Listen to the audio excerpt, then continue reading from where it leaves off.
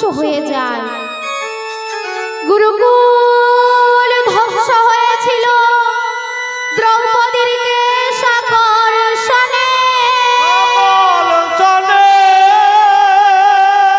রাবণ রাজা ধ্বংস হলো সীতাপহরণে।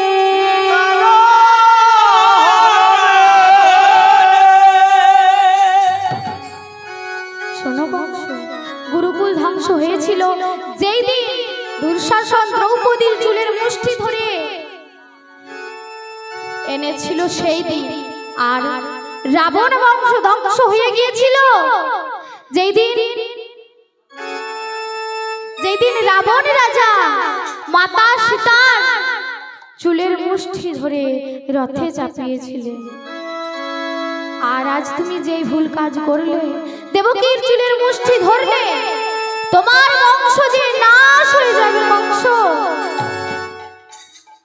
তাই মা এবং বাবারা, আপনাদের প্রতি আমার এই বিনীত নিবেদন যে আমাদের এই সংসারে কুটিনাটি ঝগড়াঝাঁটি লেগেই থাকে, কিন্তু আপনারা কোনোদিন কোনো নারীর কেশ আকর্ষণ করবেন না। বিশেষ করে আমার বাবাদের ও দাদাদের প্রতি আমার এই নিবেদন, যদি কেউ কোনোদিন কোনো নারীর কেশ আকর্ষণ করে সেই বংশ ধ্বংস হয়ে যায়। তাই আজ কি হয়েছে না, আজ বসুদেব বলল কংস, আমি দেবকীর অষ্টম গর্ভের সন্তানকে তোমার হাতে তুলে দেব, তাও তুমি দেবকীকে হত্যা করো না কংস। তাই কংস কি করলো, দেবকীকে আর বসুদেবকে নিয়ে গেলে কোথায়, কারাগারে। কারাগারে নিয়ে গিয়ে হাতে পায়ে শিকলগুলো বেঁধে দিলেন। আরক্ষী প্রহরীদেরকে আদেশ দিলেন, ওদের ভালো করে নজর রেখো, ওরা যেন পালাতে না পারে। তাই এইভাবে আজ দেবকী কাঁদতে কাঁদতে বসুদেবের কাছে গিয়ে বলছে, স্বামী গো, হয়তো আমি আজ আমার শ্বশুরালয়ে গিয়ে আমার শ্বশুরালয়ে প্রবেশ করতাম, সুগন্ধে ভরে উঠত সেই ঘর, আলোয় আলোকিত হয়ে থাকতো সেই ঘর। কিন্তু দেখো আজ আমাদের এমন ভাগ্য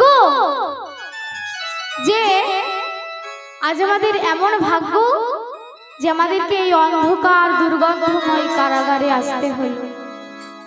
এই অন্ধকার দুর্গন্ধময় কারাগারে আমরা এলাম। তাই এই দুর্গন্ধময় কারাগারে যখন এলাম, আমাদের এই কেমন ভাগ্য স্বামী।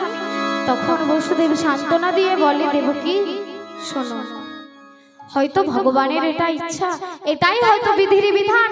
সে ভালো বুঝেছে বলেই আমাদেরকে এই অন্ধকার দুর্গন্ধময় কারাগারে পাঠিয়ে দিয়েছে। তো কি হয়েছে, আমরা এখান থেকে ভগবানকে ডাকবো। তাই তাদের সেই দিন থেকে ডাকা হলো ভগবানকে। ডাকা শুরু হলো, দিনের পর দিন, রাতের পর রাত ভগবানকে ডাকছে, হে দয়াময় তুমি এসো প্রভু, তুমি এসো, তুমি এসো প্রভু, হে কৃপাময় তুমি এসো। তাই আজ কি হয়েছে, এত করে যখন ভগবানকে ডাকছে, এইভাবে ভগবানকে ডাকতে ডাকতে পেরিয়ে গেল 1 বৎসর। দেবকী হলো সন্তান সম্ভব। সেই সন্তান সম্ভবা দেবকী আজ একটা সন্তানের যখন জন্ম দিলেন, প্রতিজ্ঞাবদ্ধ বসুদেব সেই সন্তানটিকে নিয়ে গেলেন কংসের কাছে।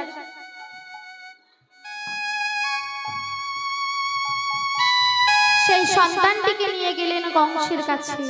আর কংসের কাছে গিয়ে প্রতিজ্ঞাবদ্ধ বসুদেব কংসকে সেই সন্তানটি তুলে দিলেন। কংস সেই সন্তানটিকে দেখে বলছে, না না, এ তো আমার শত্রু নয়, একে আমি কেন হত্যা করব? শত্রু তো সেই অষ্টম গর্ভের সন্তান। তাই বলছে, এ তো আমার শত্রু নয়, সম্পর্কে ভাগ না হয়। এ তো আমার শত্রু নয়, সম্পর্কে ভাগ না হয়।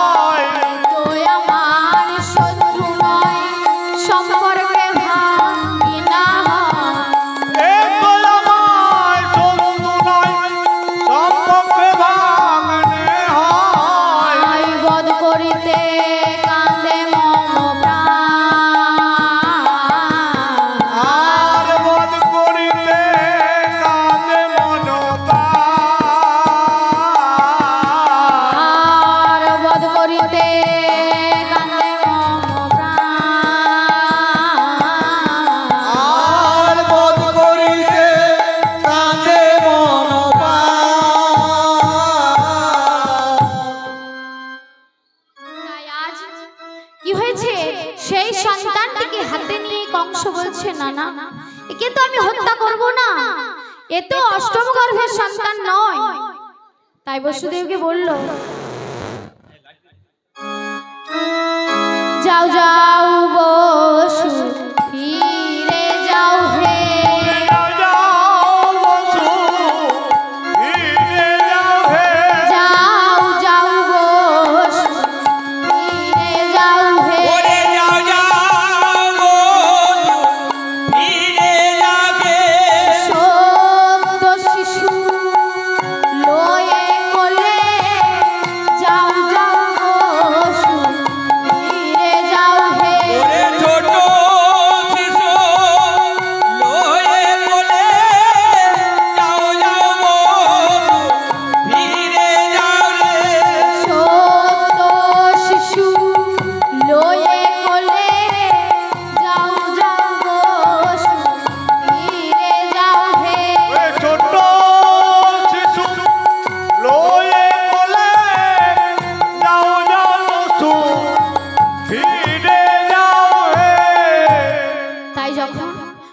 বসুদেবকে সেই ছেলেটি দিতে গেল, সঙ্গে সঙ্গে স্বর্গলোকে সাড়া পড়ে গেল।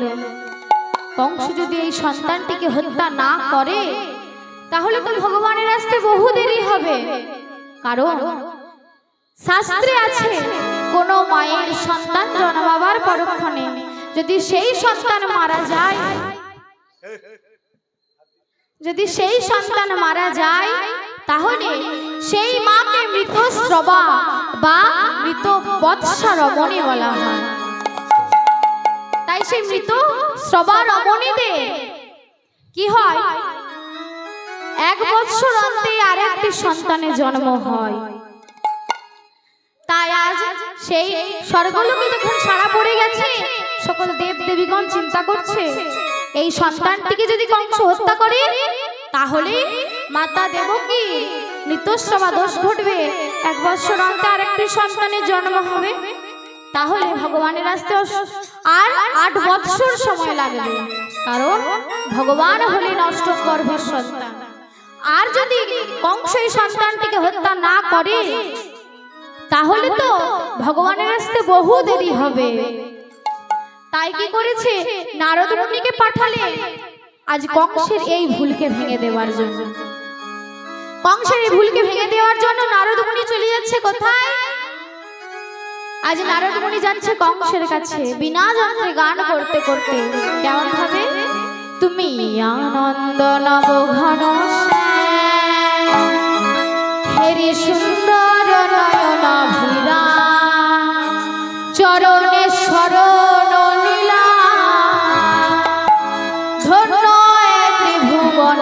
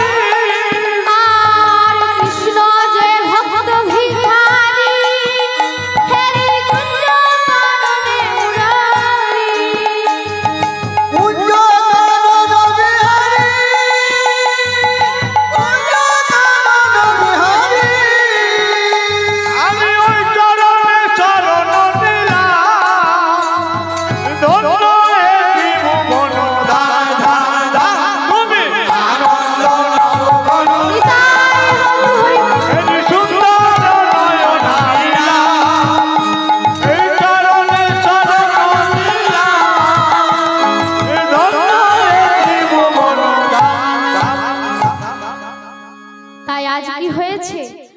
আজ নারদ মুনি চলে এলেন কোথায়? মহারাজের কাছে। মহারাজের কাছে এসে বলছে, মহারাজের জয় হোক। কি মহারাজ, আপনার কোলে কার সন্তান? কেন? এ আমার ভগিনী দেবকীর সন্তান। আচ্ছা মহারাজ, দৈববাণী হয়েছিল না যে দেবকীর অষ্টম গর্ভের সন্তানের হাতে আপনার মৃত্যু? তাহলে আপনি সন্তানকে কেন হত্যা করেননি? তখন কংস বলেন, শোনো, আমার তো সেই অষ্টম গর্ভের সন্তানের হাতে মৃত্যু, তাই আমি একে হত্যা করব না। নারদ বলে, শোনো, আমাদের ভগবানের প্রতি বিশ্বাস নেই, কারণ তিনি বলেন এক আর করেন আর এক। তাই এও তো হতে পারে যে সেই অষ্টম গর্ভের সন্তানই হলো এই প্রথম গর্ভের সন্তান রূপে জন্মেছে। তাহলে একে যদি আপনি বাঁচিয়ে রাখেন, এ তো আপনাকে হত্যা করে ফেলবে, তাই একে আপনি হত্যা করে দিন। তখন কংস নারদের কথা শুনে সত্যিই তো ভাবে সত্যি এটা যদি সেই অষ্টম গর্ভের সন্তান হয়, ভগবানের তো ছলা কলা কিছু বোঝা যায় না, তা কেন আমি একে হত্যাই করে দিই। তাই কংস কি করেছে, সেই অষ্টম গর্ভের সন্তান ভেবে এই প্রথম গর্ভের সন্তানটিকে হত্যা করে দিল। কেমন ভাবে? মাটিতে আছড়ে আছড়ে আছড়ে মারলেন। তাই সেই যখন আছড়ে আছড়ে মারলেন সন্তানটিকে, আছড়ে আছড়ে মারলেন, সেই সন্তানটি মারা গেলেন। এইভাবে যখন 6টা শিশুর জন্ম হলো, তখন কি হলো না, সেই সন্তানগুলিকে ওই প্রথম গর্ভের সন্তানটার মতোই ভেবে সেই সন্তানগুলিকে পাথরের মধ্যে আছড়ে আছড়ে আছড়ে মারলেন। তাই যখন আছড়ে আছড়ে মারলেন সন্তানটিকে, তারাও মারা গেল। তাহলে সেই 6টি সন্তানকে কেনই বা তারা কংসের হাতে এইভাবে মৃত্যুবরণ করলো না? তারা হলো ব্রহ্মার সন্তান মরীচি ঋষি, তার সন্তান এই 6টি সন্তান। তাই ওই মরীচি ঋষির 6টা সন্তান হলেন এই সন্তানগুলি। তাহলে প্রশ্ন, যে সন্তানগুলিকে কেন কংস হত্যা করলো না? একদিন কি হয়েছে, ব্রহ্মা তার ছেলেদের মধ্যে তার সমস্ত সম্পত্তি ভাগ করে দিচ্ছিলেন। শেষে এলেন ছোট ছেলে কামদেব। পিতা, আপনি আমার জন্য কি রেখেছেন? পুত্র, আমি তোমার জন্য 5টা বাণ রেখেছি। সে কি পিতা, আমার জন্য শেষে এই 5টি বাণ রাখলেন, আর কিছু রাখেন? তখন ব্রহ্মা বলে, শোন বাবা, আমি তোকে সব চাইতে বেশি ভালোবাসি, তাই তো এই 5টা বাণ রেখেছি। কিন্তু পিতা, এই 5টা বাণ নিয়ে আমার কি হবে বলো তো? তখন ব্রহ্মা বলে, শোন বাবা, এই 5টি বাণ দিয়ে তুই এই বিশ্ব ব্রহ্মাণ্ডকে জয় করে নিতে পারবি। কি করে? বলে, এই 5টি বাণের ক্ষমতা তুই জানিস না। এই 5টা বাণের নাম হলো মদন, মাদন, মোহন, শোষণ, স্তম্ভন। এই 5টি বাণের নাম। তাই এই 5টি বাণ দিয়ে তুই সারা বিশ্ব ব্রহ্মাণ্ডকে জয় করতে পারবি। তাই এর পরীক্ষা করার জন্য ছোট ছেলে কামদেব কি করলেন, তার প্রথম বাণ অর্থাৎ মদন বাণটি নিজ পিতা ব্রহ্মার উপর নিক্ষেপ করলেন। তাই ব্রহ্মা এই মদন বাণে জর্জরিত হয়ে ছুটতে ছুটতে গেল সন্ধ্যার কাছে, আর নিজ কন্যা সন্ধ্যার কাছে ধাবিত হলো। ধাবিত হওয়ার পর এই দৃশ্যটি দেখে সেই মরীচি ঋষির 6টা সন্তান হেসেছিল, শুধুমাত্র হেসেছিল। তাই আজ ব্রহ্মা তাদেরকে ক্রোধ ভরে অভিশাপ দিল, তোরা আমার এরকম দুর্দশা দেখে হাসছিস, তোদেরকে আমি অভিশাপ দিলাম, তোরা জন্ম জন্মান্তরের জন্য অসুর কুলে জন্মাবি। আছড়ে পড়ল। সেই 6টি সন্তান বলল, দাদু আমরা তো জানতাম না বলো যে তুমি এরকম আমাদেরকে একটা অভিশাপ দেবে, কিন্তু আমরা এই অভিশাপ থেকে কিভাবে মুক্তি পাবো?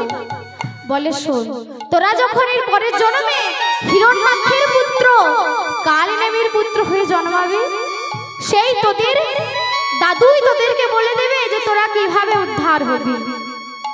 তাই তারা যখন দৈত্যকুলের সম্রাট হিরণ্যাক্ষ তার পুত্র কালনেমির পুত্র হয়ে যখন জন্মালো, সেই 6টি সন্তান যখন একটু বড় হলো, বুঝতে শিখলো, তখন তারা কি করলো? তখন তারা কাউকে কিছু না বলে কোথায় গেলেন? ব্রহ্মার আরাধনা করতে। ব্রহ্মার আরাধনা করতে গেছে শুনে সম্রাট হিরণ্যাক্ষ তাকে ডেকে পাঠালো আর বলল, তোদের এত বড় সাহস, তোরা আমার নাতি হয়ে গেছিস ওই ব্রহ্মার আরাধনা করতে? আমি দৈত্যকুলের সম্রাট হিরণ্যাক্ষ, আমার কাছে কিছু চাইলি না তোরা? তাই তখন সেই 6টা সন্তানকে অভিশাপ দিল, শোন তোদেরকে আমি অভিশাপ দিলাম, তোরা অনন্তকাল ধরে নরকগামী হয়ে থাকবে। তাই সেই 6টি সন্তান আছড়ে পড়লো দাদুর পায়ে। দাদু গো, আমরা তো জানতাম না বলো যে দৈত্যকুলে জন্ম নিলে ব্রহ্মার আরাধনা করা যায় না, কিন্তু তুমি আমাদেরকে এমন একটা অভিশাপ দিলে যে এই অভিশাপে কিনা আমাদের জন্মটাই বৃথা হয়ে গেল। আচ্ছা আমরা কি করলে এর থেকে মুক্তি পাবো? শোন, তোদের পিতা অর্থাৎ কালনেমি এর পরের জন্মে অর্থাৎ দাপর যুগে কংস হয়ে জন্মাবে, আর তোরা কংসের ভগিনী দেবকীর গর্ভে জন্মাবি। কংস যেদিন তোদেরকে পাথরের মধ্যে আছড়ে মারবে, সেই দিন তোরা উদ্ধার হয়ে যাবে। তাই আজ কি হয়েছে? কংস সেই সন্তানগুলিকে যখন হত্যা করে ফেললো, তারা উদ্ধার হয়ে গেল। কিন্তু এইবার 7ম গর্ভের সন্তান হুঙ্কার দিয়ে উঠল, একে যে আমার মাতা পিতাকে এত দুঃখ, এত কষ্ট, এত যন্ত্রণা দিচ্ছে, আমি গিয়ে একে বধ করব। তাই তখন বাধা দিলেন মা যোগমায়া, না না, তুমি তো 7ম গর্ভের সন্তান, তুমি যদি কংসকে বধ করো তাহলে তো হবে না, তাকে বধ করবে 8ম গর্ভের সন্তান।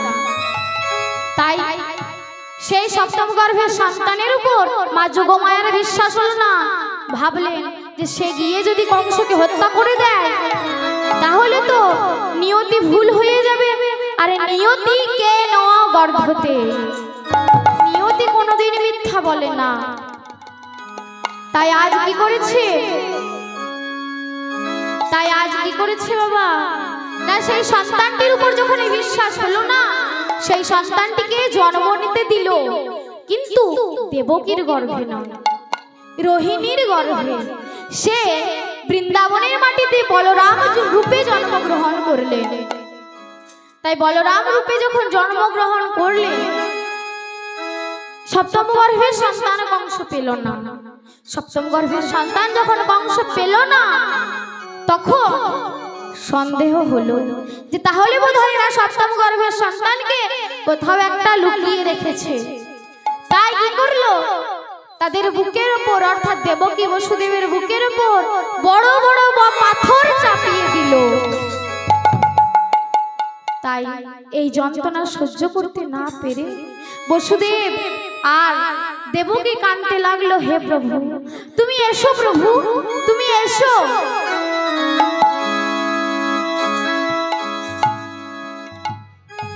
হে হরি নারায়ণ নারায়ণ নারায়ণ উপাসিতা নারায়ণ পরম ভক্তি নারায়ণ পরম ভক্তি নারায়ণ পরম গতি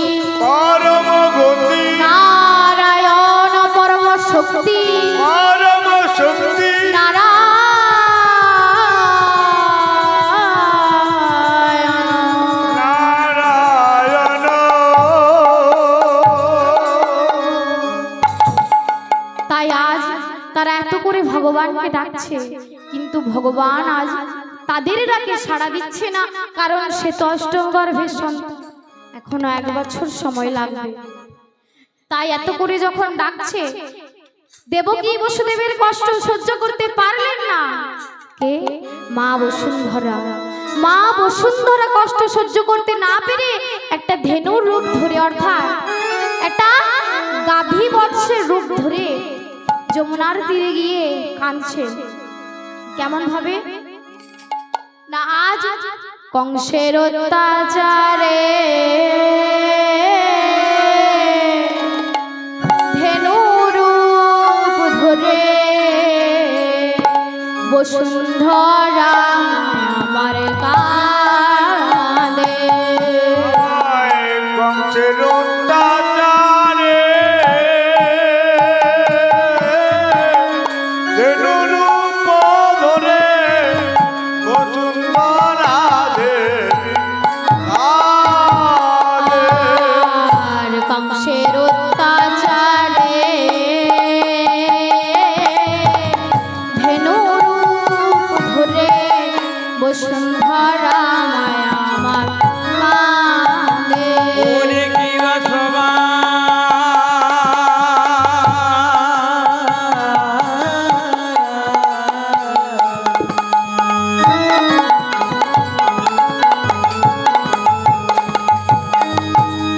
কি বাসা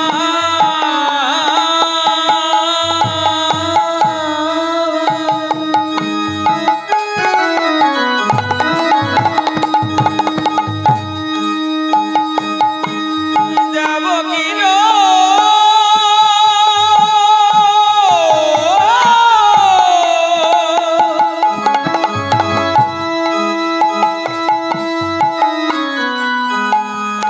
আমার বসুন্ধরা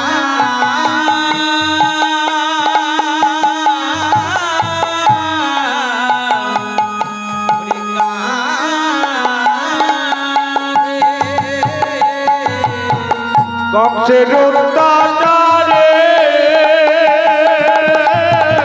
ধেনুরূপ ধরে দেবকী বসুন্ধরা কাঁদে।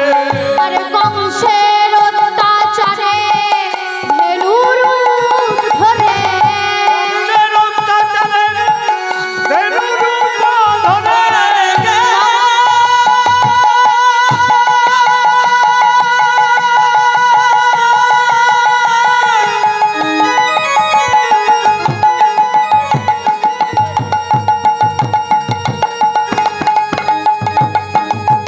আমার